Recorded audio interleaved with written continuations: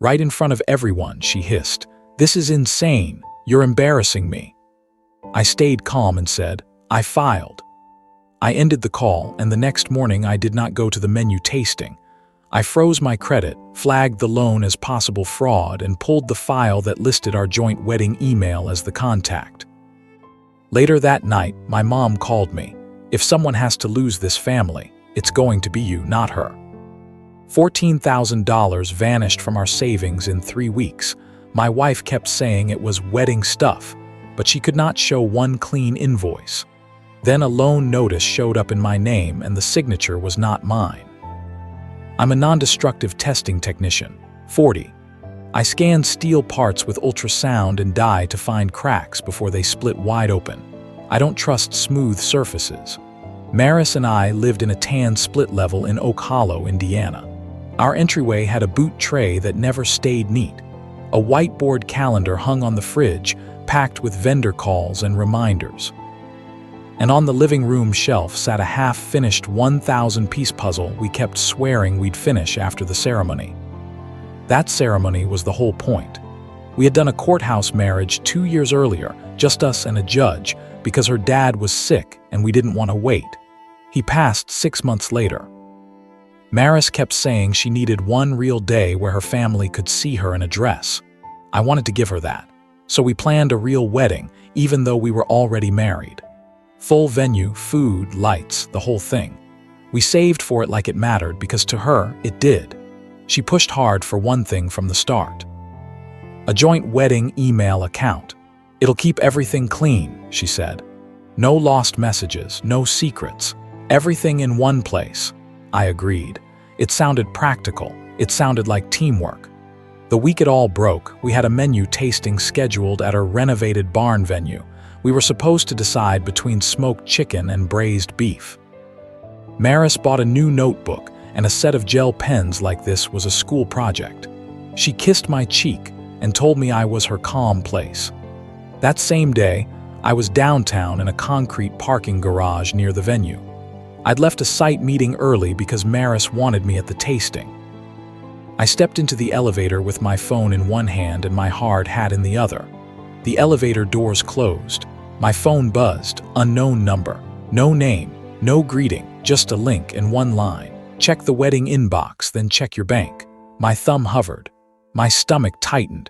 The elevator hummed down past levels lit with sick yellow bulbs. I clicked. It opened a short video, 10 seconds, no sound. The camera angle was low, like a phone propped against something. I knew that angle. It was our kitchen counter. The butcher block had a dark coffee ring near the edge, the one I never bothered to sand out. The green dish towel with the faded lemon print hung off the oven handle. In the frame, Maris stood barefoot, wearing my gray work hoodie. A man was there too. He leaned close.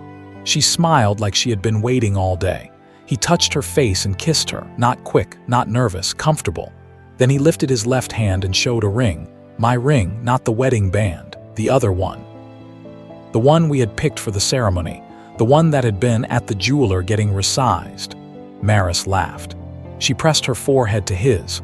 She looked straight into the camera for a second, like she didn't even care it might exist. The elevator dinged. The doors opened. I didn't move. My phone buzzed again. A second message. "Open the drafts folder." My hands were shaking, but my brain was already doing what it always does at work. Don't guess. Verify. Pull the data. I logged into the joint wedding email right there in the elevator. The inbox loaded with vendor names and cheerful subject lines. Then I tapped the menu button. I found drafts. There were dozens of drafts. Most were normal. A few were not. One draft was addressed to someone saved as O. The subject line said, "Our weekends." Another draft was titled, "If he checks the statements." Another one, "Keep using the wedding email. He won't suspect it." My breath turned thin. The elevator felt too small. I clicked the draft. It wasn't finished, but it didn't need to be. Maris had typed, "I'm tired of pretending. I want our place ready before summer. I'll move money again after his next deposit hits." Our place. I heard my own pulse in my ears, loud as a drill. When I finally drove home, the sun was low. The porch swing creaked in the wind. The boot tray was still a mess. The whiteboard calendar still said menu tasting 6 p.m. in bright green. Maris was in the kitchen, calm as ever, stirring something in a pot. She smiled when I walked in like I wasn't carrying a whole collapse inside my ribs. "You're late," she said. I was worried. I didn't answer. I set my phone on the counter. I didn't show her the video, not yet. I wanted to hear what she would do without it. "Where's the ring?" I asked. Her spoon stopped, just for a beat. "The jeweler," she said. "I told you," I nodded slowly. "Okay." She relaxed a little like she'd passed a test. Then my phone buzzed again. This time it was my bank's alert. A cash advance, $800. Taken from a credit line I didn't recognize. I opened our banking app in front of her. She leaned in like she was curious. The account showed new debt. A personal loan in my name, opened last month. My throat went dry. "What is this?" Maris blinked. "That must be a mistake." I stared at the screen.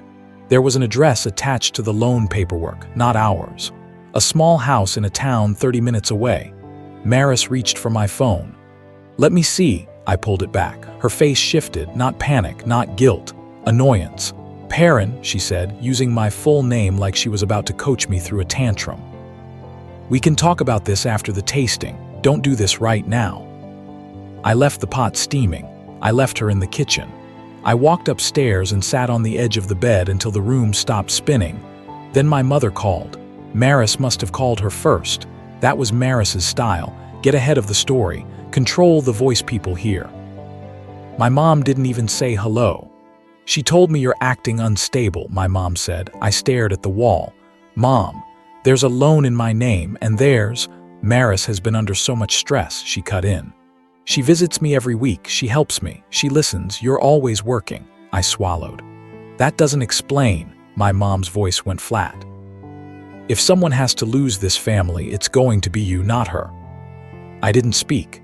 My hand went numb around the phone. That line landed like a hammer, not loud, not dramatic, just final. Maris had been building this for months, not just a secret man, a secret team. I hung up and stared at my work boots by the closet.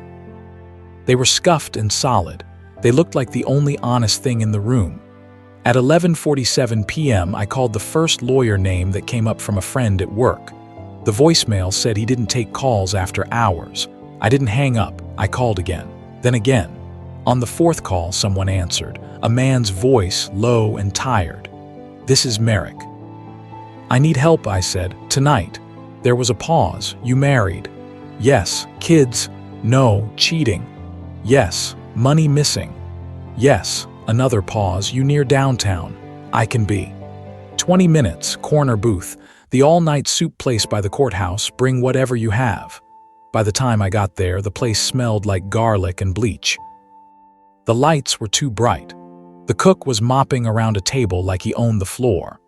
Merrick Dane sat in a corner booth with a legal pad and a pen. He was in his late 60s, white hair, steady hands. He looked like a man who had heard every version of my life just ended and still ate his soup. He didn't ask how I felt. He asked what I could prove. I slid my phone across the table. Video, draft emails, bank alerts, loan paperwork. He watched the video once, no reaction. Then he opened the email drafts and scrolled. "Joint wedding email," he said. That was generous of her. It was her idea. Merrick nodded like he'd heard that line before. He tapped the loan address. "This is good, it's also bad, it's your name. We're going to freeze your credit tomorrow morning. We're going to pull your full report. We're going to stop anything else from opening." He wrote fast, no wasted motion. "Next," he said, "we get location proof." She'll deny the video means anything. She'll say it's old or a joke or fake. We need something that shows repeated meetups.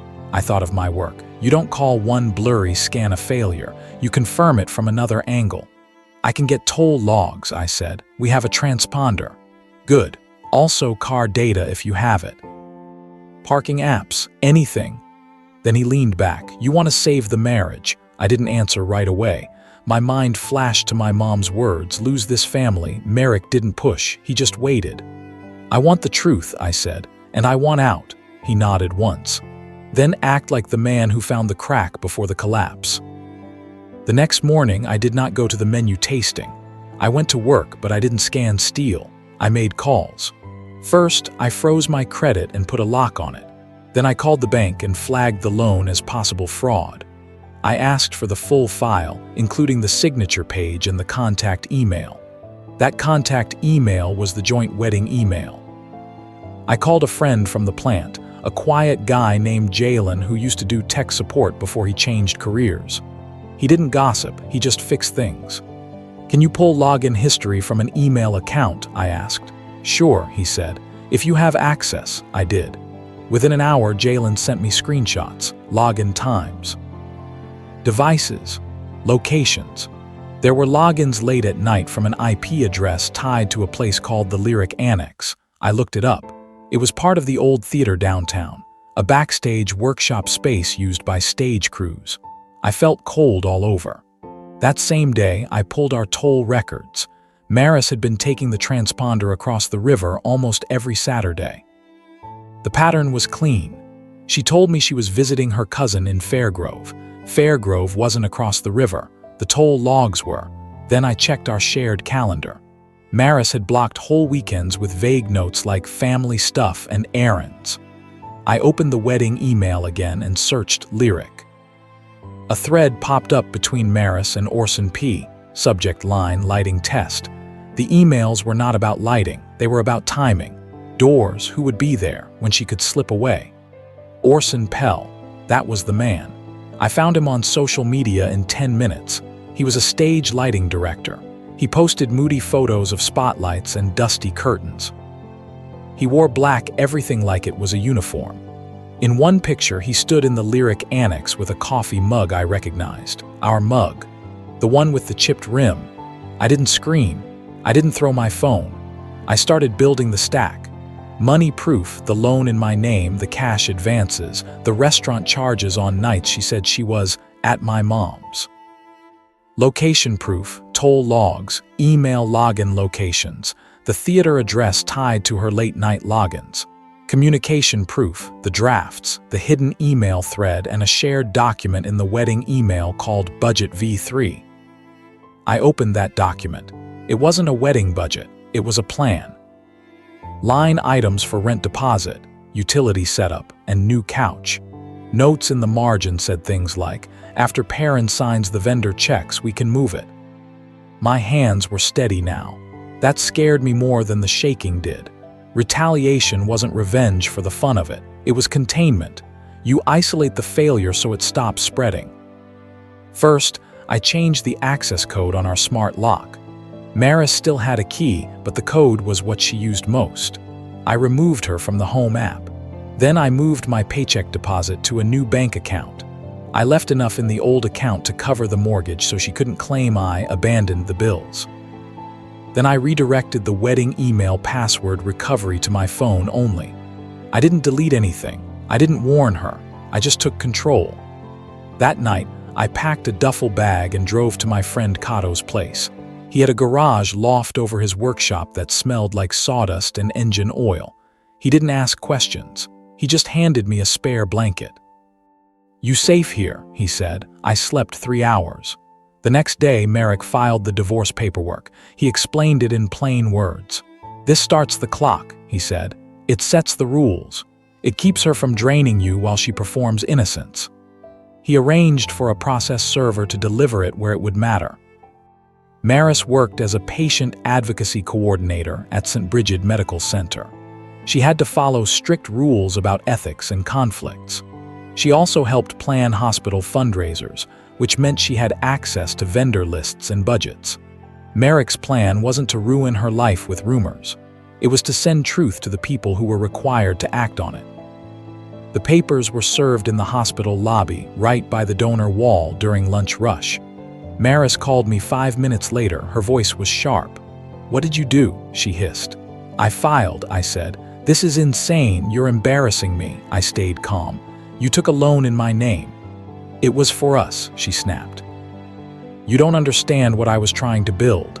"For who?" I asked. Silence. Then she went colder. "You don't get to lock me out," she said. "That's my house too." "You can come get your things," I said, "with a witness." She laughed like I was a kid playing tough. "You have nothing." That was the moment I decided she wouldn't see the receipts until it hurt. The confrontation happened at our house 2 nights later. Merrick told me to keep it clean. "Don't yell," he said. "Let the facts do the work." Maris arrived in a stiff coat with her hair done like she was going to a meeting. Her eyes went straight to the door keypad. "It's not working," she said. "I changed it," I replied. She stepped back like she might make a scene for the neighbors. But then she saw Cato's truck in the driveway. She understood there was a witness. Inside, I set my phone on the table. I put printed pages beside it, neat stacks like test reports. Maris glanced at them and smirked. "What is this, a presentation?" "It's your life," I said. I tapped the video. It played. 10 seconds. Her face didn't melt into guilt. It tightened into calculation. "That could be anyone," she said. I slid the toll logs across the table. "Saturdays, same bridge, same time range." She opened her mouth, then closed it. I slid the loan paperwork. "My name." "Your email, your address." Her cheeks flushed. "I was going to tell you." I slid the email login history. The lyric annex after midnight over and over. That was the killer receipt. The one she couldn't talk around because it wasn't emotion, it was a record. Her eyes flicked to the pages.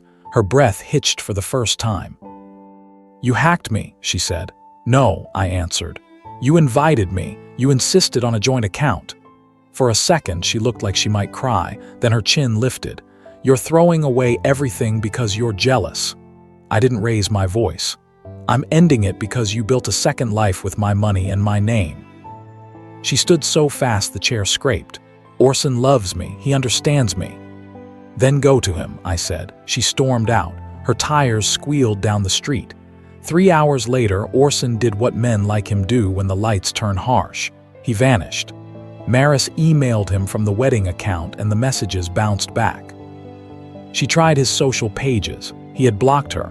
His friends removed her comments. His profile went dark like someone flipped a switch. The next move was the official strike. Merrick told me to be precise. "You don't send a flood," he said. "You send a clean packet to one person who must act." We sent it to the hospital's compliance director. Not gossip, not a rant, just documents. Proof Maris had used her hospital purchasing card at the same restaurant on the same nights as the lyric annex logins. Proof she had emailed Orson from her work device, using the wedding account, arranging vendor meetings that were not vendor meetings. Proof of the loan address tied to Orson's building, not ours. A week later, Maris texted me from a new number. They put me on leave. "What did you send?" I didn't answer. Merrick did. Then her uncle got involved. Uncle Dario was a board volunteer at the hospital and a loud voice in their community. He was the kind of man who called himself old school like it was a crown. He came to the house while I was at work. Cato was there. He told me later. "Your wife's uncle said you're humiliating their family," Cato said. I told him to leave. But Uncle Dario didn't leave quietly. He posted a long message online about betrayal and dirty secrets, trying to paint me as the villain. Merrick smiled when I showed him. "Good," he said. "He's doing our job for us." The mediation happened 3 months later in a small office building with beige walls and stale coffee, a conference room, a fake plant in the corner, a clock that ticked too loud. Maris sat across from me with her lawyer. Her eyes looked tired now.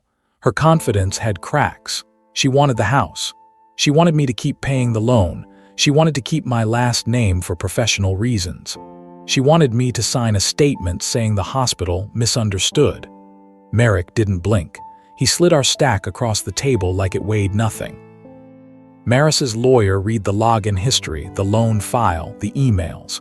His mouth tightened. He leaned in and whispered to her. She shook her head, then shook it again like denial could hold up a ceiling. Then Maris looked at me finally and tried a new angle. "Your mom misses me," she said softly. "She says you're being stubborn. We can fix this."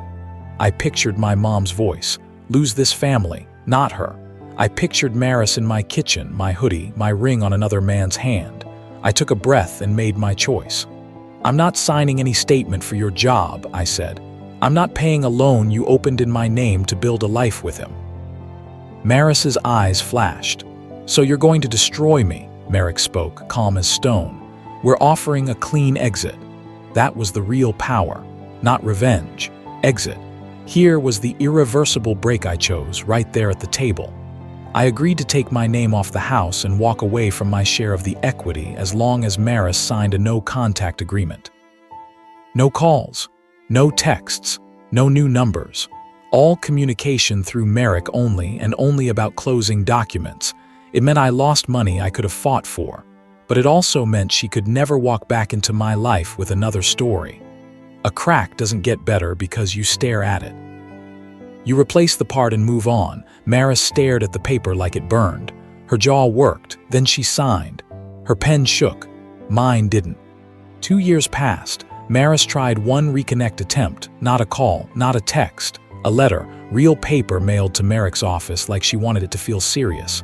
Merrick called me. "Do you want it?" "No," I said. He paused. "I'll return it unopened." That was it. That was the whole conversation. Another 4 years passed after that. I took a promotion and moved 900 miles southwest to Santa Fe, New Mexico. I went from scanning parts in a noisy plant to leading a small team that inspected rail lines and bridges in open air. I traded fluorescent lights for wide sky. My new home was smaller, quieter. I kept my tools organized. I ran trails in the mornings instead of collapsing on the couch. I cooked simple meals and cleaned as I went, like I was keeping my own life in tolerance. I met Veda at a community astronomy night outside the city. She worked as a weather tech at a local station, the kind of person who looked at patterns for a living but still smiled like the world could be kind. She asked direct questions and didn't play games with answers. On the night that would have been my real wedding anniversary with Maris, Veda and I ate at a tiny place with a blue door and 3 tables. We shared green chili stew and warm bread. No big crowd, no show, just quiet. After dinner, we walked to the plaza and sat on a low wall under string lights. The air was cool. My phone stayed in my pocket, no alerts, no unknown numbers, no drafts waiting in the dark. Veda leaned her head on my shoulder. "You okay?" she asked. I watched a couple stroll by, laughing, hands linked. I didn't feel envy, I felt calm. "Yeah," I said. "I learned to test what matters before I build on it. Because in my work and in my life, I don't paint over cracks anymore. Thanks for watching until the end. Like, share, and subscribe."